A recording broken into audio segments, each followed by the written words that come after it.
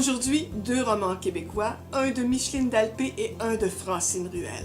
La petite maison du 6e rang de Micheline Dalpé.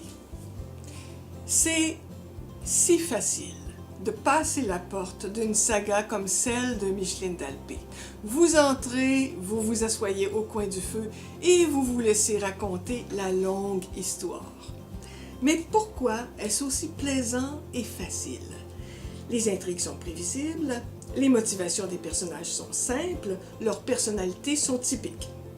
La méchante belle-mère et son mari qui est mou, le fils qui n'aime pas la terre, le commis de bureau sournois, mais que toutes les bonnes mamans aimeraient avoir pour gendre, et la fille travaillante qui pardonne tout, et celle qui veut entrer en religion, et évidemment l'enfant handicapé dont on a honte et qu'on a abandonné dans un hospice.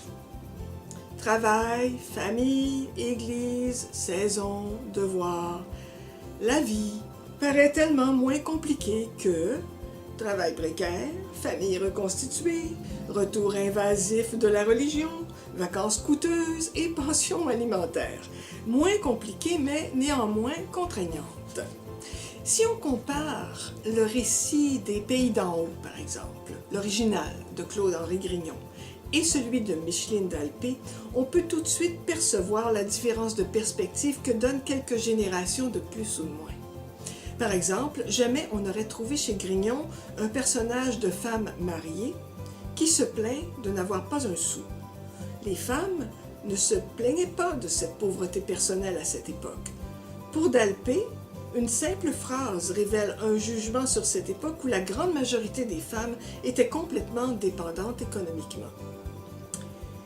L'histoire.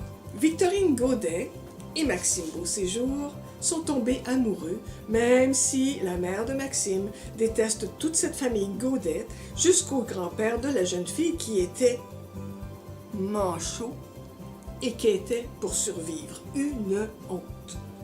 Maxime aime beaucoup sa jeune épouse, mais il ne fait pas d'efforts démesurés pour la sortir de l'esclavage dans lequel Victorine se trouve plongée en habitant chez sa belle-mère, Prudentienne. Elle assume seule, en supportant un quotidien d'insultes, les lourdes tâches ménagères d'une famille de 4 adultes à laquelle s'ajoutent bientôt ses propres bébés. Lorsqu'elle défaille, son mari l'amène visiter ses parents le dimanche après la messe et la bonne Victorine y trouve un tel soulagement. Micheline Dalpé est de notre temps et cela se perçoit malgré tout dans ses œuvres. Elle commente peu la différence entre l'ancien et le nouveau, sauf cette rare note de fin de page. Au début du 20e siècle, les gens se rendaient service les uns aux autres gratuitement. À lire par nostalgie d'une époque où on s'entraidait, oui, pour survivre, et à lire en parallèle avec des œuvres écrites au Québec début 20e siècle pour mesurer les distorsions de nos mémoires. La petite maison du 6e rang, tome 1, Victorine, par Micheline Dalpé, aux éditions La Goélette, 370 pages. Le bonheur est passé par ici, de Francine Ruel. Tout comme Victorine rêve de maison, Olivia fait de même, mais pour des raisons complètement différentes. Olivia est auteure et elle fête son 70e anniversaire entourée de beaucoup d'amis, de ses enfants et petits-enfants, et même si vieillir lui fait de plus en plus peur, elle apprécie la gentillesse de ceux et celles qui l'entourent. Olivia a un ami très cher, Massimo, qui, tout comme elle, a fait partie de l'industrie cinématographique. Les amis et les amis de leurs amis cultivent un art de vivre qui passe par l'acquisition de maisons accueillantes dans lesquelles on reçoit, on mange, on rit, on boit et on s'amuse. Cet ami de longue date est atteint d'un cancer et Olivia est complètement bouleversée par cette nouvelle. La mort plane au-dessus des bons vivants et des maisons doivent changer de main. Des centaines d'objets tant aimés doivent être bradés. La vie se désorganise et Olivia tente de réunir les morceaux.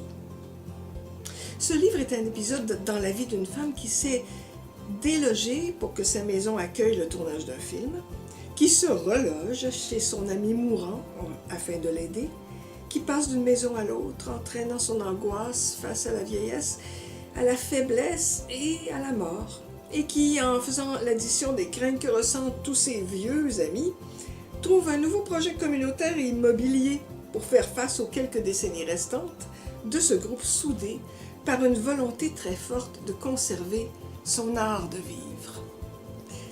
Un livre qui témoigne d'une génération, les boomers, d'un milieu, les artistes, d'une réussite sociale et financière également, qui aura permis à ces personnes maintenant âgées de consommer voyages, maisons, culture et de se consumer pour l'amitié, le plaisir et une certaine vision de ce qu'est l'achèvement d'une vie.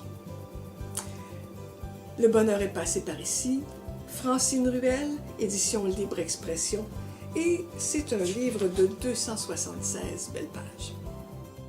Toutes mes suggestions de lecture, vous pouvez les retrouver dans une des bibliothèques du réseau Biblio de la Montérégie. Bonne lecture!